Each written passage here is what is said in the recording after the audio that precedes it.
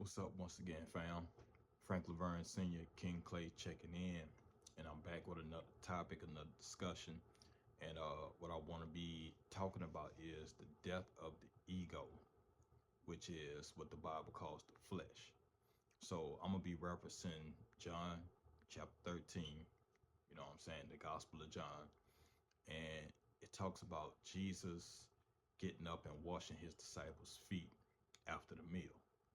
And what I'm looking and I'm seeing is the servant master, where the master of the ceremony is Jesus, becomes the servant in the end.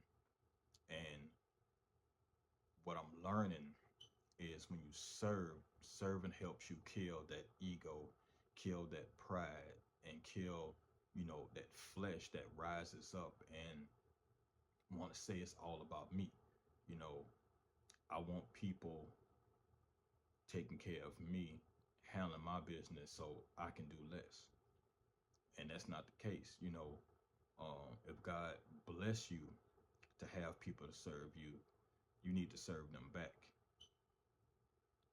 And then another thing, you got to be a servant before you can become a master.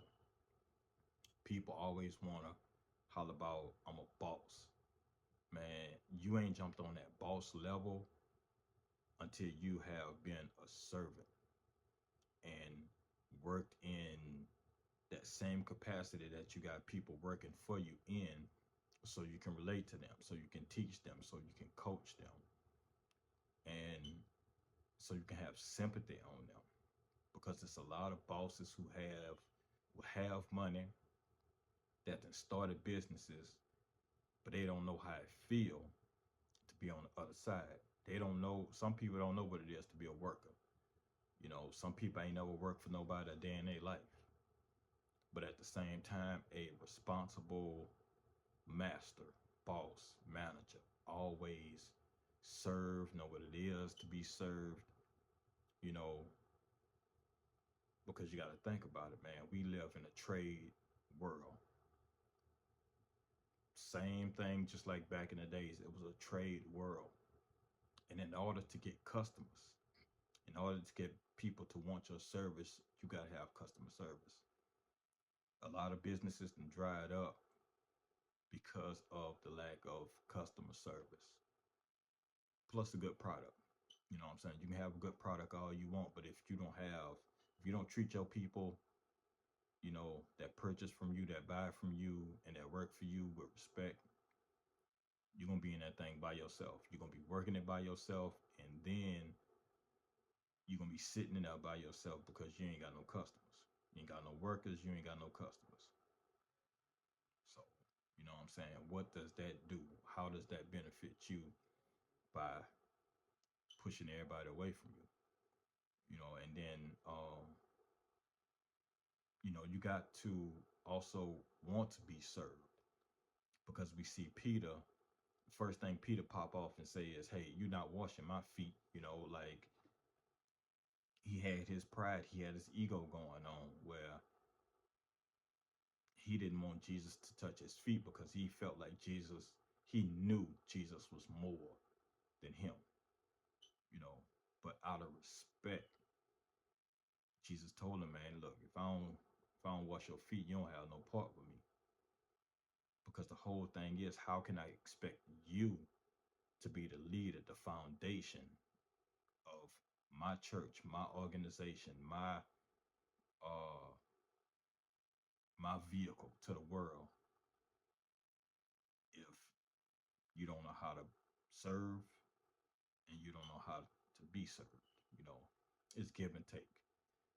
And it goes back to trade, is give and take. You know what I'm saying? If you're always taking and not giving, then your well gonna dry up soon. And on the last note, the thing is, when you become a servant, you make yourself a seed. You become a living seed, where you sowing your life to do something for somebody. And if you know anything about the Bible, when you sow seed, you reap a harvest. And it don't matter what you sow.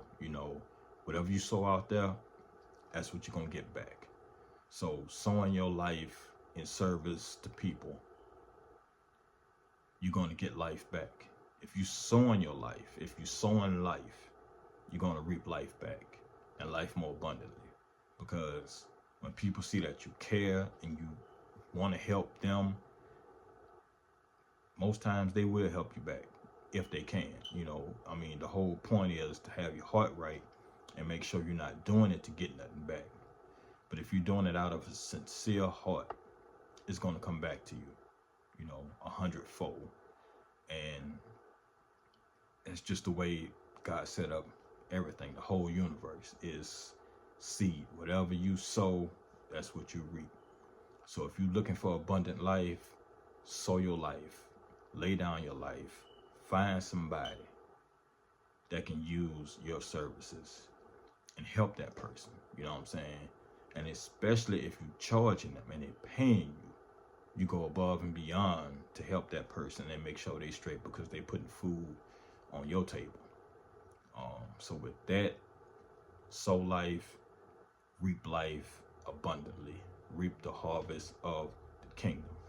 And with that, stay blessed. And until next time, peace.